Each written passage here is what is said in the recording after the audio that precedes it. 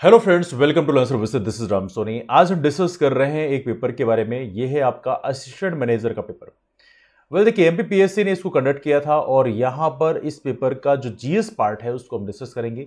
GS part आपके सभी exams के लिए काफी यूजफुल होने वाला है, चाहे वो एमपीपीएससी सिविल सर्विसेज का एग्जाम हो, चाहे एमपीपीएससी में जो मेडिकल ऑफिसर्स की वैकेंसी निकली थी डेंटल सर्जन के लिए, हर एक एग्जाम के लिए, एडीपीयू का एग्जाम है, हर एक एग्जाम के लिए जो एमपीपीएससी के द्वारा कंडक्ट किए आते हैं उनके लिए इंपॉर्टेंट है।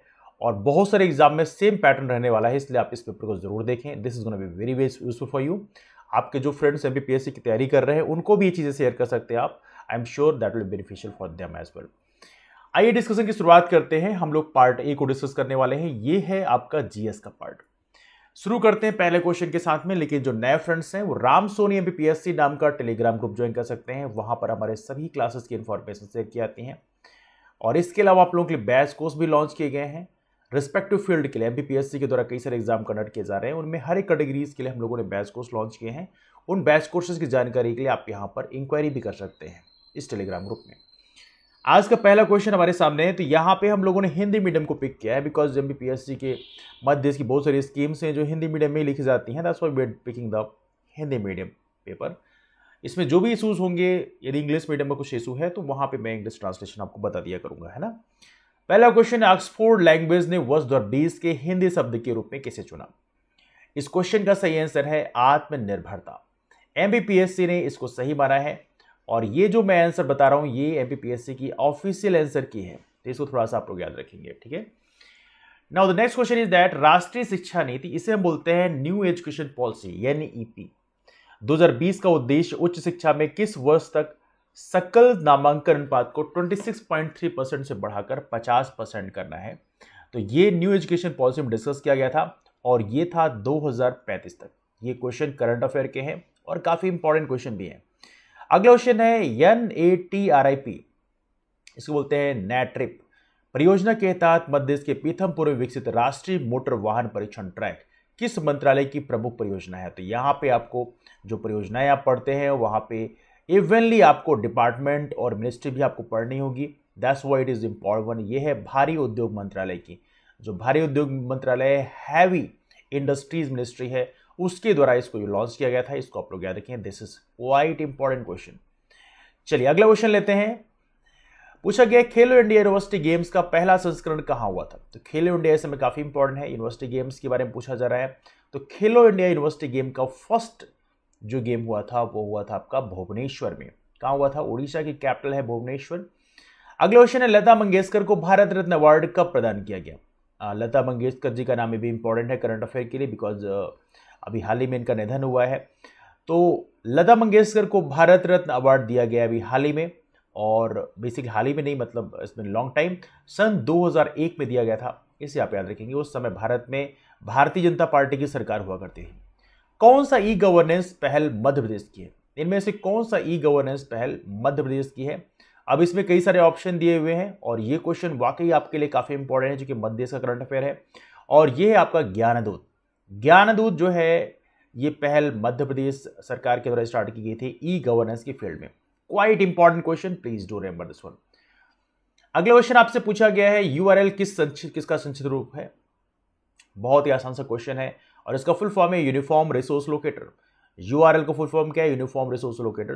तो जो भी आप जब भी कोई वेबसाइट आप लिखते हैं तो आपकी जो टॉप होती है यहाँ पे आपको वेबसाइट लिखना होता है, यही यूआरएल कहलाता है। www. जो भी आप लिखना चाहते हैं learnservices.org, whatever you want to write, है ना।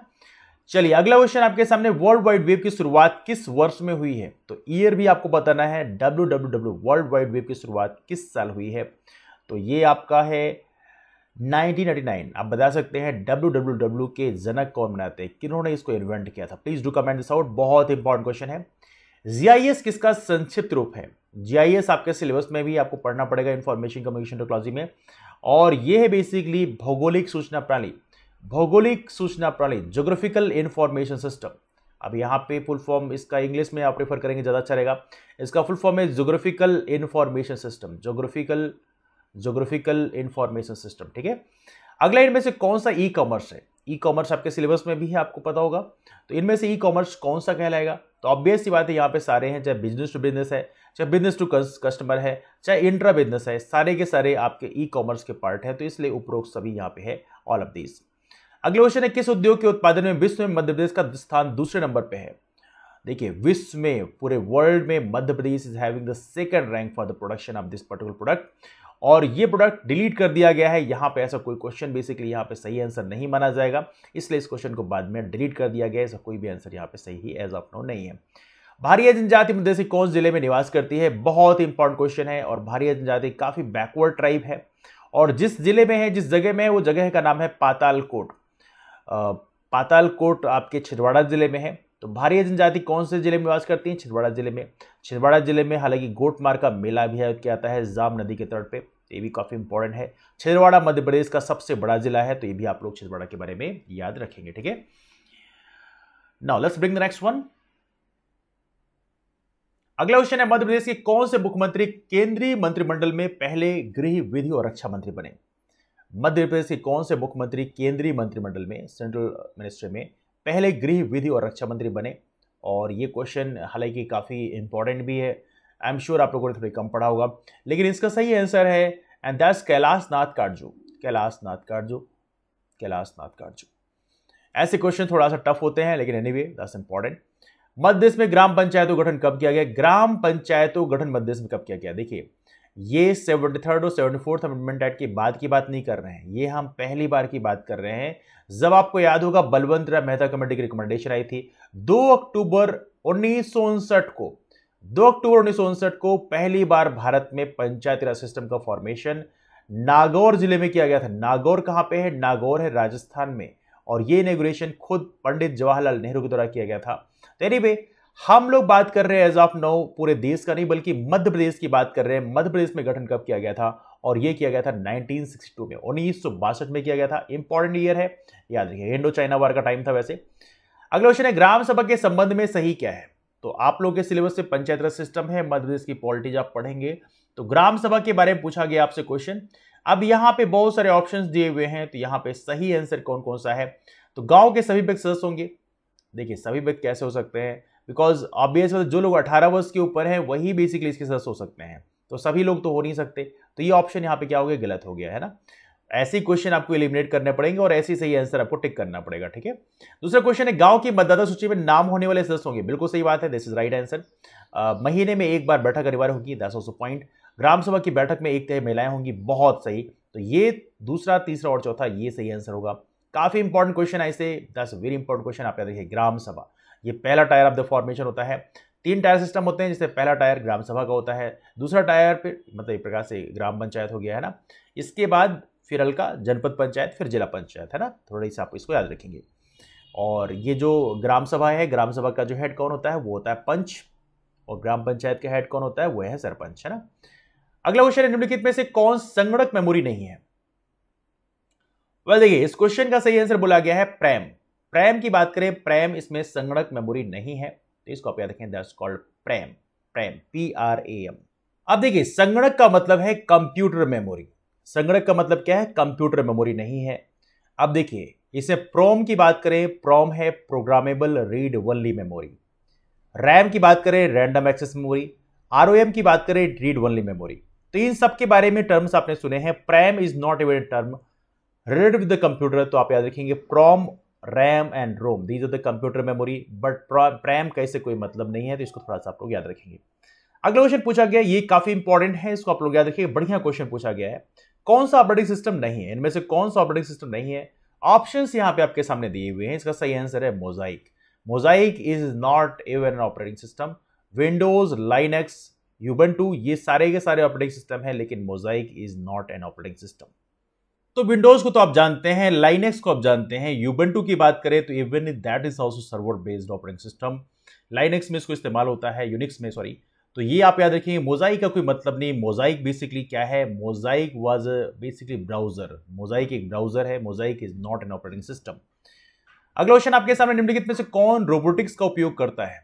ओके, यहाँ पे ऑप्शन आपके सामने, there are multiple options over here and right answer for this question is both Drona and Sophia. Drona और सोफिया की बात करें, दोनों ही यहाँ पर रोबोटिक्स का इस्तेमाल करते हैं, और बहुत इजी क्वेश्चन है, that's quite easy question for you. अगला क्वेश्चन आपके लिए है, let me bring the next question for you. निम्नलिखित में से कौन कृत्रिम बुद्धिमत्ता का उपतंत्र है? That's we are talking about artificial intelligence का सब पार्ट कौन सा है? तो यहाँ पे ऑप्शन कई सारे दिए हैं, machine learning, natural language processing. तो देखा जाए तो इसमें ऐसे क्वेश्चन में दोनों ही सही आंसर होते हैं, दोनों ही सही आंसर हैं, चाहे वो मशीन लर्निंग हो चाहे नेचुरल लैंग्वेज प्रोसेसिंग हो, दोनों चीजें इसमें आर्टिफिशियल इंटेलिजेंस का पार्ट है। अगला क्वेश्चन है, सरकार को ई गवर्नेंस सहायता का आधार है। ई गवर्नेंस सहायता का आधार है कौन प्रोवाइड करता है? तो इसका सही आंसर है यह है निक, NIC। क्या है? NIC, निक। ऑलराइट, इसे बोलते हैं national informatic centre. That's called national informatic centre, national informatic centre. ठीक है, याद रहेगा। किस नगर का प्राचीन नाम दसपुर था? ये आप क्वेश्चन हो गए मध्य प्रदेश के। इसका सही आंसर है दैट्स कॉल्ड मंदसौर। मंदसौर का प्राचीन नाम था, मंदसौर का नाम था दशपुर। मंदोदरी के नाम से मंदसौर पड़ा है, याद रखिएगा, बहुत इंपॉर्टेंट है। महाराजा छत्रसाल की कैपिटल क्या थी? तो ये क्वेश्चन ही बहुत इजी क्वेश्चन है। तो राजा छत्रसाल की राजधानी क्या थी? राजा छत्रसाल की राजधानी थी दैट्स कॉल्ड पन्ना। पन्ना इनकी राजधानी थी। MPPSC के हिसाब से ये सही आंसर और ये वाकई सही आंसर भी है। अगला क्वेश्चन है, स्वतंत्रता आंदोलन के दौरान कर्मवीर समाचार पत्र के संपादक थे। बहुत ही सिंपल क्वेश्चन है, इसको हम लोगों ने क्लास में कई बार डिस्कस भी किया है कर्मवीर के बारे में। और यहां पर स्वतंत्रता की भावना को लोगों के बीच में जागरूकता फैलाने में इनका एक बहुत कंट्रीब्यूशन है। पंडित माखनलाल चतुर्वेदी, आपका जन्म होशंगाबाद के बाबई ग्राम में हुआ है, याद रखिएगा, सो इंपॉर्टेंट वन। कंवार जनजात मध्य से किस जिले में पाते हैं? ये क्वेश्चन पहले भी एक दो बार पूछा गया है कंवार कम्युनिटी के बारे में। तो याद रखिए, कंवार कम्युनिटी मध्य प्रदेश के शहडोल जिले में पाई जाती है। That's found in Shahdol. Shahdol Madhya Pradesh का एक संभाग भी है, जिला भी है, दोनों चीजें आप याद रखेंगे। पेशवा बाजीराव प्रथम की मृत्यु मध्य प्रदेश के नर्मदा तट पर निम्न स्थान पर हुई थी। ये क्वेश्चन अक्सर पूछा आता है, यहाँ पे उनकी समाधि भी वैसे पाई जाएगी आपको। और इसका सही आंसर है यह है रावरखेड़ी। रावरखेड़ी बता सकते हैं आप लोग किस जिले में है? तो रावरखेड़ी है आपका खरगोन जिले में। कौन जिले में है? यह है आपका खरगोन जिले में। लोकेशन आप थोड़ी सी याद रखिएगा, खरगोन डिस्ट्रिक्ट को मध्य प्रदेश का वेस्ट निमाड़ बोला जाता है। That's called west Nimar, that's called Khargone. ठीक है, चलिए अगला क्वेश्चन है, let me bring the next question for you. Madhya Pradesh Eklavya पुरस्कार विजेता शंकर पांडे किस खेल से संबंधित हैं? तो एकलव्य पुरस्कार में देखें तो जो यंग कम एज के प्लेयर्स होते हैं वो इसमें खेलते हैं। 17 ईयर से कम के बच्चे होते हैं वो इसमें एकलव्य पुरस्कार उन्हें दिया जाता है। तो एकलव्य पुरस्कार विजेता है शंकर पांडे, किस खेल संबंधित है? तो ये आमतौर पर थोड़ी सी याद रखना है, जिनको मिलता है तो उनके बारे में थोड़ी सी बैकग्राउंड याद रखना होता है। और ये है फेंसिंग से, ही इज फ्रॉम फेंसिंग। प्रभु जोशी जिनका हाल ही में निधन हो गया, वे किस क्षेत्र से संबंधित थे? तो प्रभु जोशी की बात करें, ये हैं बेसिकली चित्रकार। He was well known painter, तो याद रखेंगे चित्रकार थे। अगला क्वेश्चन आपके सामने, मध्य सरकार ने जीवन अमृत योजना किसके लिए शुरू की है? जीवन अमृत योजना बहुत ही इंपॉर्टेंट है और याद रखिएगा ये योजना की शुरुआत किया गया था कोरोना वायरस संक्रमण की रोकथाम के लिए। जीवन अमृत योजना for the corona virus Madhya Pradesh सरकार के द्वारा स्टार्ट किया गया था, इसलिए कहते हैं मध्य प्रदेश सरकार की जो रिसेंट स्कीम्स हैं उसको थोड़ी आपको तैयार करना होगा। अगला देश के प्रथम CDS जनरल बिपिन रावत, इनके बारे में कौन नहीं जानता, एवरीबॉडी नोज अबाउट दैट। इनका निधन हाल ही में हेलीकॉप्टर दुर्घटना में किस राज्य में हुआ है? तो स्टेट का नाम याद रखिएगा, करंट अफेयर क्वेश्चन हो गया ये। तो ये है बेसिकली सही आंसर तमिलनाडु। तमिलनाडु में आपका निधन हुआ है। अगला क्वेश्चन है, टोक्यो ओलंपिक खेलों में देश के नीरज चोपड़ा ने कितनी दूर तक भाला फेंककर स्वर्ण पदक अपने नाम पे किया था? बहुत इंपॉर्टेंट क्वेश्चन है ये, डिस्टेंस पे आपको याद रखनी है बिकॉज PSC ने क्वेश्चन पूछा है। पॉसिबिलिटी है later on they can ask such kind of questions. तो ये है 87.58 मीटर। कितना है? 87.58 metre. Please do remember this one. Next question for is that, Bhander तथा कैमूर पहाड़ियां निम्नलिखित में से किस श्रेणी का पूर्ववर्ती फैलाव है? देखिए भांडेर कैमूर रेंजेस की बात की जा रही है, तो बड़ा ऑब्वियस बात है, you make the figure of Madhya Pradesh like that. तो ये कहां पे है? ये है विंध्याचल रेंज का पार्ट बनती है। ये पहले कैमूर है फिर उसके बाद भांडेर है। तो ऑब्वियस बात, इसका सही आंसर क्या है? इसका सही आंसर है Vindhyan range. That's called Vindhyan. Vindhyachal range term भी इस्तेमाल करते हैं, विंध्यन भी इस्तेमाल करते हैं, both terms has been used interchangeably. तो इसका सही आंसर क्या है? इसका सही आंसर है विंध्यन रेंज। ठीक है, याद रहेगा। चलिए late me bring the next question. अगला क्वेश्चन आपसे पूछा गया है वन स्थित रिपोर्ट 2019 के अनुसार, अभी रिपोर्ट भी आई थी फॉरेस्ट रिपोर्ट 2019 के अनुसार, मध्य से कुल भौगोलिक क्षेत्रफल का कितना प्रतिशत वन क्षेत्र रहा? तो इसका सही आंसर क्या है? इसका सही आंसर PSC ने दिया है 25.14%। बहुत इंपॉर्टेंट क्वेश्चन है। अगला आपके सामने, कोपेन के अनुसार अकॉर्डिंग टू कोमेट, कोपेन का जो क्लासिफिकेशन है, मध्य देश का अधिकांश क्षेत्र निम्न में से किस जलवायु प्रदेश का भाग है? तो मध्य प्रदेश में ट्रॉपिकल डेसिडुअस फॉरेस्ट पाए जाते हैं, है ना, दैट्स वेरी इंपॉर्टेंट वन। और 33 में इसका सही आंसर दिया है पीएससी ने, दैट्स CWG। याद रखिए ये है CWG।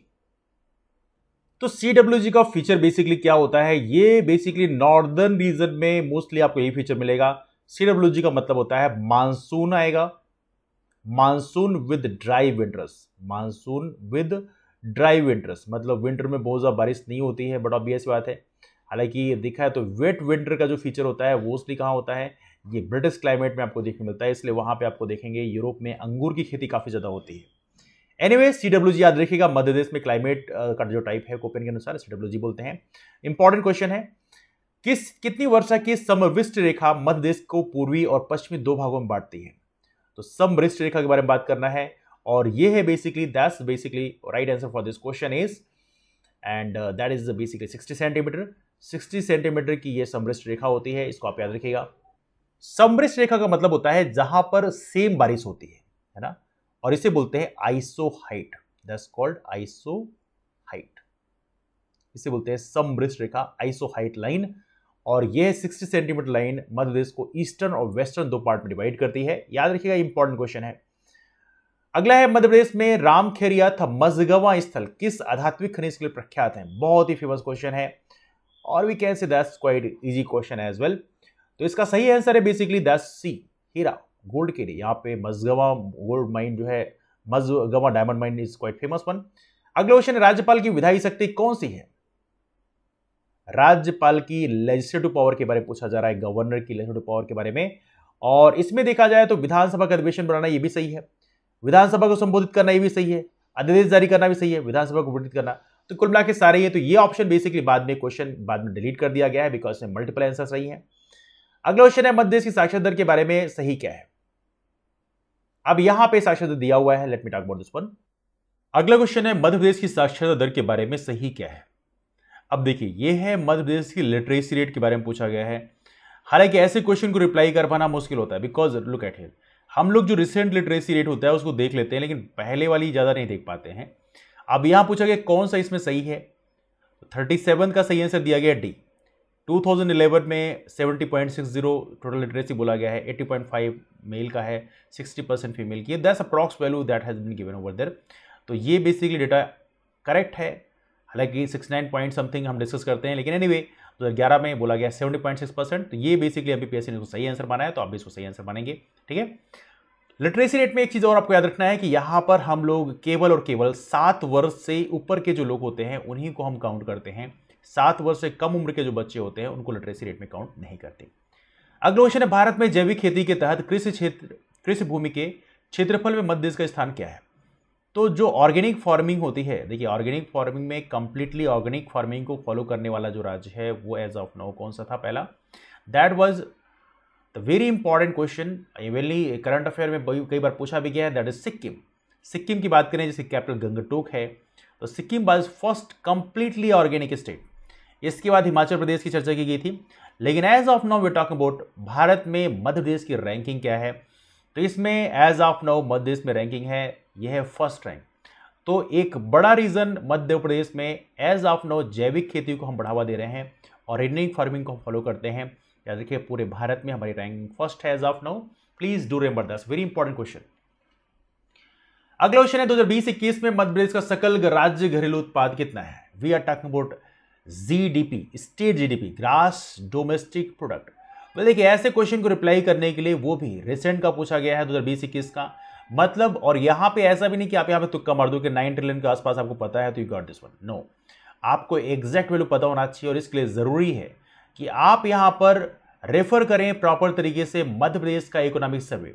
मध्य प्रदेश का इकोनॉमिक सर्वे रेफर करेंगे तो आपको ये चीजें करना बहुत आसान हो जाएगी। एवरली इकोनॉमिक सर्वे में पूछा जाता है कि कौन कौन से सेक्टर, जैसे प्राइमरी सेक्टर का कितना कंट्रीब्यूशन है जीडीपी में, सेकेंडरी सेक्टर का कितना कंट्रीब्यूशन है, टर्सरी सेक्टर का कितना कंट्रीब्यूशन है, such kind of question had been asked in examination as well. तो यहां पे सकल राज्य घरेलू उत्पाद में जो अमाउंट लिखा हुआ है ये ट्रिलियन रुपीज के फॉर्म में लिखा है। अब यहां पे रुपए नहीं लिखा है, लेकिन आगे देखिएगा ये रुपीज के फॉर्म में है, डॉलर के फॉर्म में नहीं है, बिकॉज इंडिया की इकोनॉमी इतनी बड़ी ट्रिलियन डॉलर में नहीं है। तो याद देखिए ये जो अमाउंट है ये आपका रुपये दिया है, और इसका सही आंसर है वह है 9.18 ट्रिलियन रुपीज। 2020-21 में मध्य प्रदेश का राज्य सकल घरेलू उत्पादित न है। अगला है बुंदेलखंड का सबसे लोकप्रिय लोक नृत्य क्या है? बुंदेलखंड का तो लोक नृत्य के टॉपिक काफी इंपॉर्टेंट है। यहां पूछा गया मोनिया, रास, राई और लाकर नृत्य। तो यहां पे इसका सही आंसर क्या है? इसका सही आंसर है, देखिए राई की बात करें, ये हमारे राज्य का भी इवनली लोक नृत्य है। स्टेट फोक डांस की बात करें तो आपका ये राई है, और राई हमारे बुंदेलखंड अंचल का है। तो दोनों चीजें यहां पे कॉमन मैच कर रही है, तो 40 का सही आंसर क्या हुआ? सी। अगला क्वेश्चन है 1847 के स्वतंत्रता आंदोलन में भाग लेने वाली झलकारी बाई मध्य से किस क्षेत्र से थी? देखिए झलकारी बाई का नाम यहाँ पे बहुत इंपॉर्टेंट है। इवन ये अंगरक्षिका थी किसकी? झांसी की रानी लक्ष्मीबाई की। झा से झलकारी और झा से झांसी, इस तरह से आप लोग याद रखेंगे, बिकॉज एक और नाम है अंगरक्षिका का जिनका नाम है गिरधारी बाई। कंफ्यूजन होता है झलकारी बाई और गिरधारी बाई में। गिरधारी बाई अंगरक्षिका थी अवंती बाई की, जो कि गढ़मंडला क्षेत्र की थी।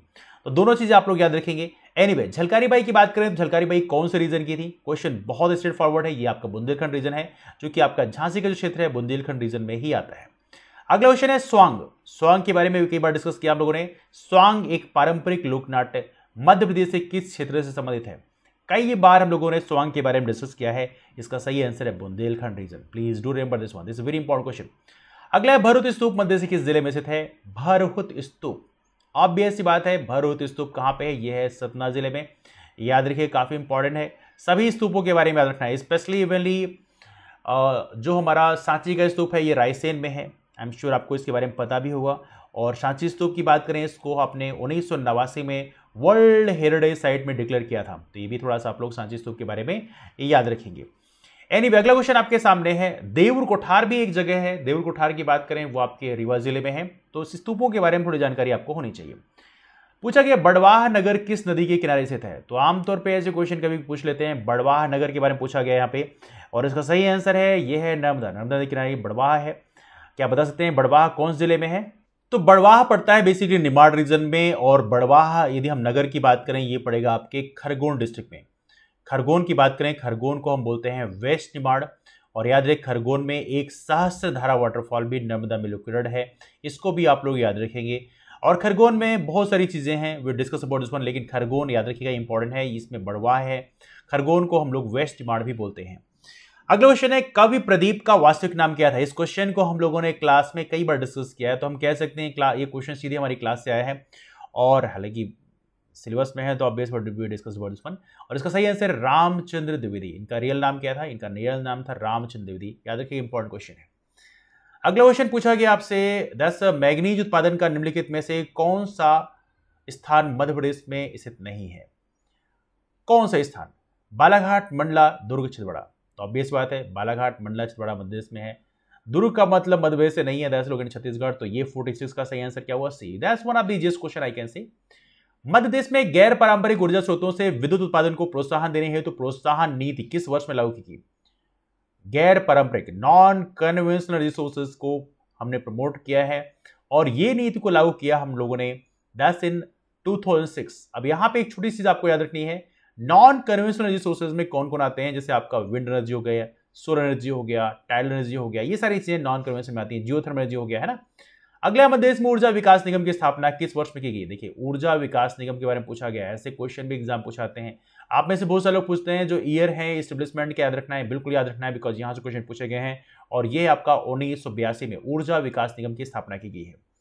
अगला क्वेश्चन आपके सामने 2 सूचियां दी हुई हैं, बांध का नाम दिया है, नदी बताई गई है।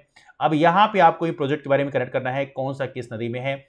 तो पहला क्वेश्चन यहाँ पे आइए कुट मैच करते हैं इसमें। तो बरगी की बात करें, बरगी कहां पे है? बरगी आपका नर्मदा नदी में है। कहां पड़ेगा बरगी डैम? ये आपका पड़ेगा जबलपुर में। गांधी सागर डैम की बात करें, गांधी सागर कहां पे है? ये है चंबल में। ऑब्वियस बात है, ये कौन से लोकेशन पड़ेगा? ये पड़ेगा मंदसौर के रीजन में। बाणसागर की बात करें, बाणसागर कौन सी नदी में है? बहुत ईजी क्वेश्चन है, और ये है आपका सोन नदी में। और बाणसागर में देखा है तो यहाँ पे 3 राज्यों के शेयर भी हैं, आपको पता होना चाहिए। जैसे मध्य प्रदेश का 50% शेयर है, बिहार और उत्तर प्रदेश का 25% शेयर है। राजघाट की बात करें, एक ही बचता है बैतवा। इसका सही आंसर क्या होगा? बरगी का 4, ए फर्स्ट का 4 हो गया। Okay, that's right answer is D. तो डी यहाँ पे सही आंसर हो गया, याद रखिएगा। प्रोजेक्ट्स के बारे में याद रखना जरूरी है, कौन सा प्रोजेक्ट कौन सी नदी में है। हालांकि क्वेश्चन इजी था, लेकिन कई बार डिफिकल्ट क्वेश्चन आते हैं। ऐसे आपसे पूछा सकता है कि बताओ माता टीला डैम कौन से नदी में है। पूछा सकता है संजय सरोवर परियोजना कहाँ पे है, राजीव सागर परियोजना कहाँ पे है, तो ऐसे क्वेश्चन भी पीएससी पूछती है। उनका पुराना नाम क्या है, संस्करण question had been asked in examination as well. जोड़ परियोजना का नया नाम क्या है, ऐसे क्वेश्चन पीएससी पूछ लेती है। निम्नलिखित में से कौन सा बालाघाट और सिवनी जिलों में सर्वाधिक सिंचाई का साधन है? well, देखिए यहां पे इसका सही आंसर है ए, नहर। हालांकि किताबों में बालाघाट में आमतौर पे तालाब के द्वारा ज्यादा सिंचाई करने की बात कही जाती है, लेकिन यदि आप बालाघाट का प्रॉपर तरीके से इरिगेशन का रिकॉर्ड देखेंगे, तो जो पीडीएफ आप देखेंगे बालाघाट का ऑफिशियल जो रिकॉर्ड है बालाघाट डिस्ट्रिक्ट का, उसमें लिखा रहेगा कि नहर के माध्यम से ही सबसे अधिक सिंचाई होती है।